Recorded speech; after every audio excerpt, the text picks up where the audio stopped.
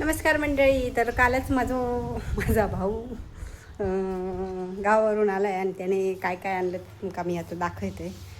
हे बघा, हे बघा, हे फणस, हे नारळ, हे तांदळाचे लाडू, हे कडक बुंदीचे लाडू, कोकम सरबत, आगुळ नाही हा, कोकम सरबत आहे, हे फणसाचे चिप्स, हे घरात गर आणले ना, काजू गर, चवळे, मालवणी मसालो, गरम मसालो, ह्यात इतक्या तांदळाचा पीठ. आणि हे जे दिसतात ह्या काजूगर ते देवच्यासाठी आणलेले आहेत मित्रांका. हे आंबे आहे इकडे, हे बघा, हे 3 वाटे केलेले होते आम्ही.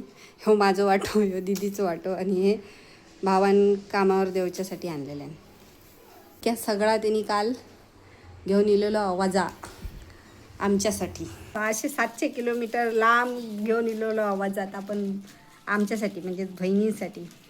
तर चला, तुम्ही तुमच्या गावाकडसून काय काय आणतास तर कमेंट करून नक्की सांगा. बाय.